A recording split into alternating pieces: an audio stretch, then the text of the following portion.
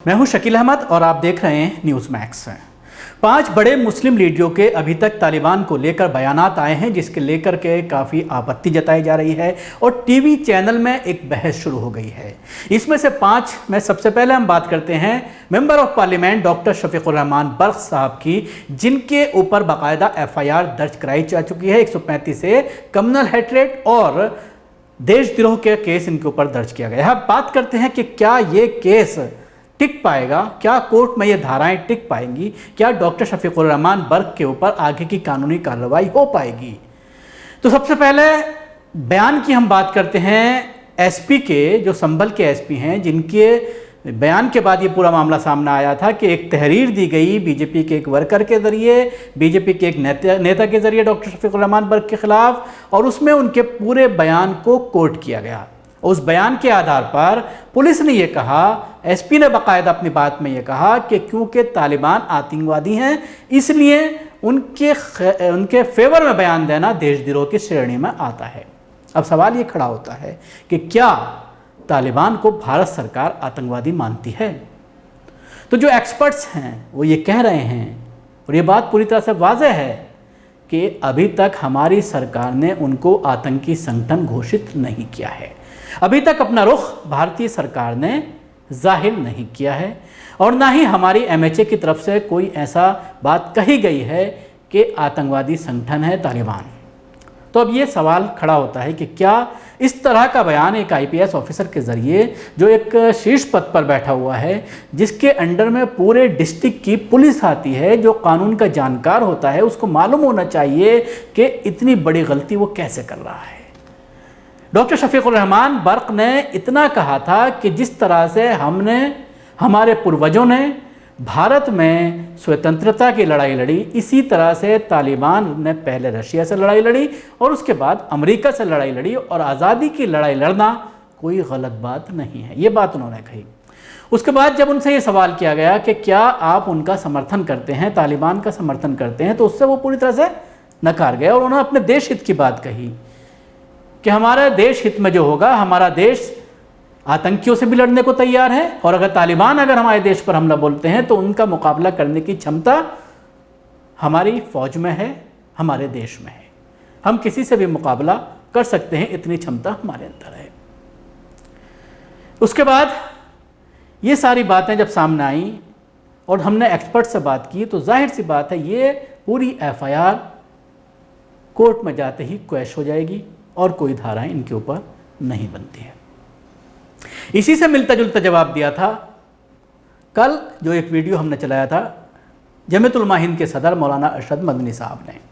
उन्होंने भी यही कहा था, और बाकायदा उन्होंने इससे आगे की बात कही थी कि भारत में शेखुल हिंद के साथ तालिबान के आबाओ अजदाद, बाप दादा साथ मिलकर के आज़ादी की लड़ाई लड़ रहे थे और बहुत मानते थे शेखुल हिंद को वहाँ के लोग, और यहाँ पर काफ़ी बच्चे पढ़ने भी आए हैं अफ़गानिस्तान से और एजुकेशन यहाँ पर हासिल की है, और उसी मकतब फ़िक्र के तालिबान हैं जिस मकतब फ़िक्र के देवबंदी यहाँ पर भारत में हैं। दारुल उलूम देवबंद से जो फारिग होते हैं, यह एक बहुत बड़ा तबका है पूरे देश में देवबंदियों का, जो अहनाफ हनफी हैं, हज़रत इमाम अबू हनीफ़ा को मानने वाले हैं, बहुत बड़ी तादाद है।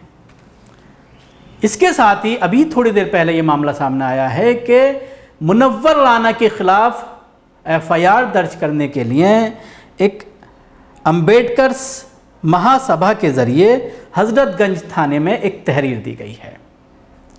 मामला बनाया गया है कि महर्षि वाल्मीकि को बुरा भला कहने और उनकी तुलना तालिबान से करने के लिए मुनव्वर राना के ऊपर केस दर्ज किया जाए। महर्षि वाल्मीकि की तुलना तालिबान से करने पर मशहूर शायर मुनव्वर राना की मुश्किलें बढ़ती नजर आ रही हैं। उनके खिलाफ लखनऊ के हज़रतगंज थाने में FIR दर्ज करने को लेकर तहरीर दी गई है। तहरीर अम्बेडकर महासभा ने दी है। अम्बेडकर महासभा ने मुनव्वर राना के तालिबान और महर्षि वाल्मीकि की तुलना करते हुए दिए गए बयान पर नाराज़गी जताई है। महासभा के महामंत्री अमरनाथ प्रजापति ने तहरीर देते हुए FIR दर्ज करने की मांग की है। शायर मुनव्वर राना ने तालिबान को लेकर पूछे गए एक सवाल पर विवादित बयान दिया था। उन्होंने एक निजी चैनल से बात करते हुए कहा था कि तालिबान उतने ही आतंकी हैं जितने रामायण लिखने वाले वाल्मीकि हैं। राणा ने पूछा गया था कि तालिबान आतंकी संगठन है या नहीं, तो उसका जवाब मशहूर शायर ने कहा था कि अगर वाल्मीकि रामायण लिखते हैं तो वे देवता हो जाते हैं, इससे पहले वे डाकू थे, आदमी का किरदार बदलता रहता है। उत्तर प्रदेश सरकार द्वारा देवबंद में एटीएस सेंटर खोलने पर मशहूर शायर मुनव्वर राना ने कहा था कि प्रदेश में भी तालिबानी जैसा काम हो रहा है। उन्होंने कहा था कि जब तक ये सरकार है कुछ भी कर सकती है, लेकिन मौसम हमेशा एक सा नहीं रहता।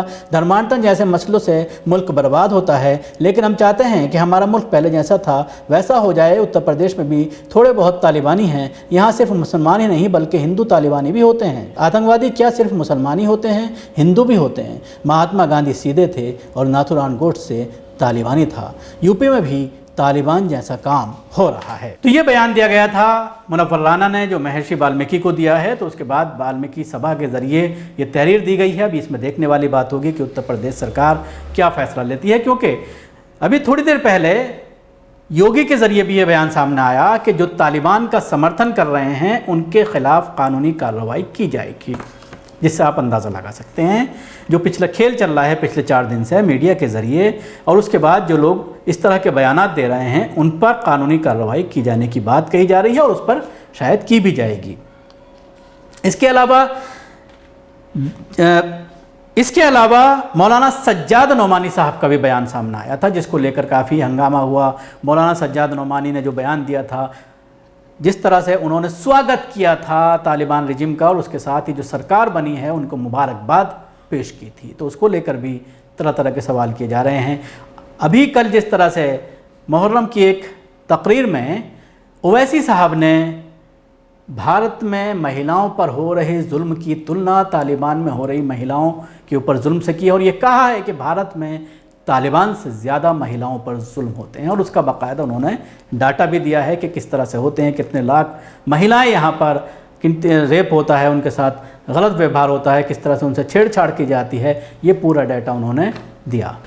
तो ये थी 5 अहम शख्सियात मुसलमानों की जिन्होंने अभी तक ख़ास तौर से तालिबान को लेकर बयानात दिए हैं, और उसको लेकर के टीवी चैनल्स में काफ़ी अवेला मचा हुआ है। बाकायदा उस पर बहसें हो रही हैं, डिस्कशन हो रही हैं, और मुस्लिम पैनलिस्ट को बिठा करके उस पर डिस्कशन की जा रही है। वो किसी न किसी तरह से मुसलमानों की एक छवि को बिगाड़ने की कोशिश और ये बताने की कोशिश कि ये लोग तालिबानी समर्थक हैं।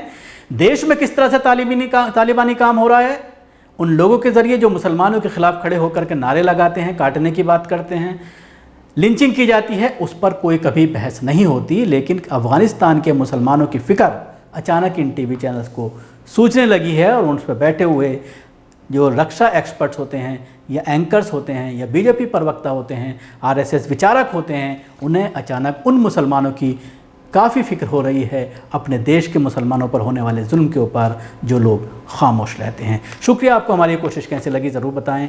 हमारे YouTube चैनल को सब्सक्राइब करना ना भूलें, इसके साथ ही बेल आइकन ज़रूर दबाएं। धन्यवाद।